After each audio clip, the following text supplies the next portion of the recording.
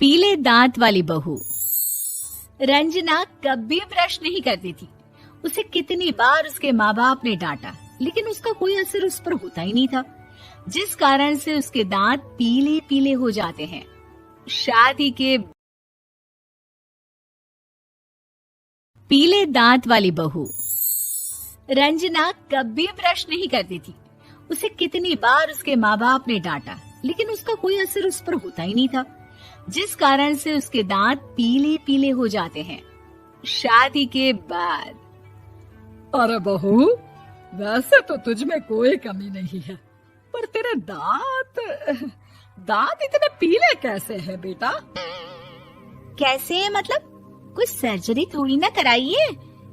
वो तो क्या नाम, मैं ब्रश नहीं करती थी तो पीले हो गए। अब क्या करूं? आप कहें तो लाल करवा लूं या फिर काले? यार ये क्या है, क्यों माँ से लड़ रही हो? लड़ रही हूँ? अरे मैं लड़ रही हूँ या ये बोल रही है कि दांत पीले हैं, पीले। अरे तपस्या थोड़ी ना की है इन्हें पीले करने के लिए। बकायदा ब्रश नहीं किया है 20 साल तक, तब जाकर। छी, कैसी बात कर रही हो? ये उस वक्त तो पीले नहीं थे जब हम लोग तुम्हें देखने आए थे। अरे तब साफ करवा लिया होगा डेंटिस्ट के पास जाकर। अब देखो कैसे पीले पीले लग रहे हैं। रंजना सास की तरफ गुस्से से देखती है। फिर शुरू हो गई पीले पीले पीले। अरे पीले तो तब भी थे जब मेरे हाथ का रसगुल्ला उड़ा उड़ा कर खा रही थी और बोल रही थी, लड़की नहीं गुणों का खजाना दे रहे भाई साहब आप। खैर, अब वो लोग करते भी तो क्या करते, पीले दांत वाली बहू पल्ले पड़ी थी तो झेलना तो था ही। एक दिन कीर्तन में रंजना गाना गा रही थी।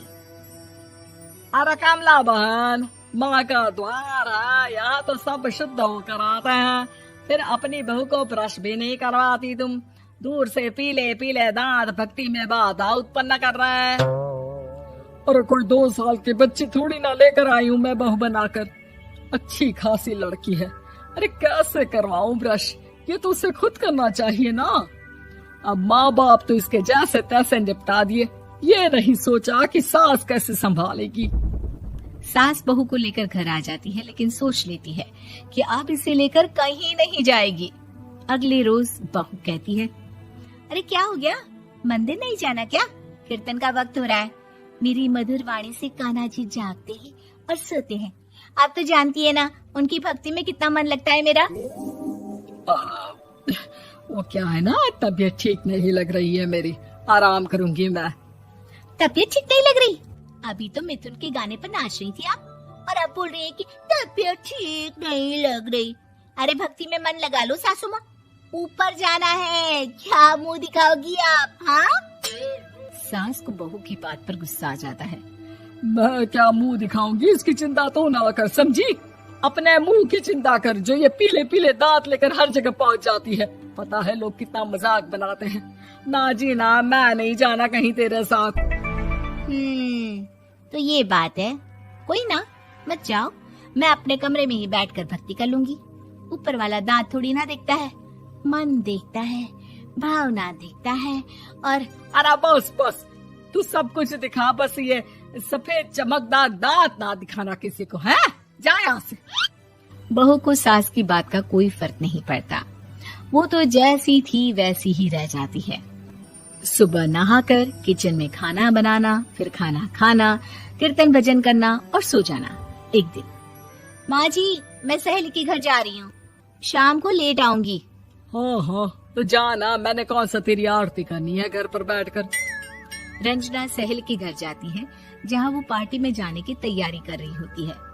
अरे शिखा, कहाँ जाने की तैयारी कर रही है? मैं गलत वक्त पर आ गई क्या? अरे नहीं यार, उल्टा सही वक्त पर आई है। मैंने ये साड़ी और ज्वेलरी निकाली है यार, शाम को इनके ऑफिस की एक पार्टी में जाना है। बताना कैसा लग रहा है ये सब? नहीं यार, इस ड्रेस के साथ तो वो वाली ज्वेलरी अच्छी लगेगी। हाँ हाँ सही बोल रही है, मैंने ध्यान ही नहीं दिया। वैसे तो हमेशा से मस्त फैशन सेंस रखती है। तो बड़ा जाती होगी ना पति के साथ पार्टी में। रंजना कुछ नहीं बोलती, बस सोचती है कि यार काश ये बात सही हो जाती, पर मैं क्यों नहीं जाती पार्टी में। क्या इन लोगों की कोई पार्टी होती नहीं होगी? रंजना घर आती है और रात में पति से सवाल करती है, एक बात बताइए, आप मुझे किसी पार्टी में क्यों नहीं ले जाते? क्या आपके यहाँ ऑफिस में पार्टी नहीं होती? पति बेचारा क्या कहता कि दांत पीले हैं तुम्हारे इसलिए। अरे कोई पार्टी होती नहीं हम लोगों के ऑफिस में, तो कहाँ से लेकर जाऊं? और मार्केट, मॉल, कहीं वीकेंड घूमना, कहीं तो। अरे यार, सारे हफ्ते में एक छुट्टी मिलती है, तो सोचता हूँ कि आराम ही कर लूं। क्यों? रंजना मन मार के रह जाती है। पहले कभी सास के साथ मंदिर जाया करती थी, लेकिन वो भी सास ने ले जाना बंद कर दिया। घर बैठी बैठी रंजना बोर हो जाती है। तभी उससे आइडिया आता है और वो मायके जाने का सोचती है। सासू माँ, 2 दिनों के लिए मम्मी के घर जा रही हूँ। अच्छा ठीक है, आराम से जा। और हाँ, माँ से कुछ अच्छी आदत सीख कर आना कि कैसे शरीर के हर भाग की तरह दांतों की सफाई भी जरूरी होती है, समझी? शुरू हो गई ना आप? वो लोग आपकी तरह नहीं है कि छोटी छोटी बात का बतंगड़ बना दे। उन लोगों के लिए मैं मायने रखती हूँ, ना कि मेरे पीले पीले दांत। रंजना माँ को बिना बताए उन लोगों को सरप्राइज देती है, लेकिन जैसे ही वो दरवाजे पर पहुँचती है, अंदर देखती है कि घर वाले कहीं जा रहे होते हैं। अब माँ, काश रंजना दीदी के दांतों वाली प्रॉब्लम नहीं होती, तो वो भी हम लोगों के साथ चलती ना बुआ जी की बेटी की शादी में। हाँ बेटा, लेकिन अब उसे कौन समझाए कि उसको उसके पीले दांत नहीं दिखते, लेकिन उसके आसपास के लोगों को कितना एम्बैरेसिंग फील कराते हैं। मुझे तो कितनी बार उसके स्कूल की टीचर ने शिकायत की कि उसके साथ कोई लड़की बैठना भी नहीं चाहती, और ना ही कॉलेज में कोई उससे बात करना चाहता था। लेकिन पता नहीं क्यों उसे ये बात समझ में ही नहीं आती। कोई कमी नहीं है उस लड़की में, बस यही कि दांत पीले हैं। वो तो भला हो जीजाजी और उनकी माँ का, जो दीदी को जैसी है वैसे ही रखा हुआ है।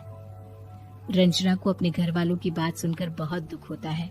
वो सोचती है कि वो क्या करे, लेकिन फिर वो सीधा डेंटिस्ट के पास जाती है, अपने दांत चमकाती है और कसम खाती है कि वो रोज ब्रश करेगी। अरे क्या हो गया? तुम तो 2 दिनों के लिए गई थी ना, पर कोई ना, अच्छा है, चलो आ गई तो। रंजना सास के सामने आकर खड़ी हो जाती है और पूरी स्माइल करती है, उसके चमकदार दांतों को दिखाती हुई। हैं? चले मंदिर? माँ, मुझे माफ कर दीजिए, मैंने आप लोगों को बहुत एम्बैरेसिंग फील करवाया। मैं आज से रोज ब्रश करूंगी।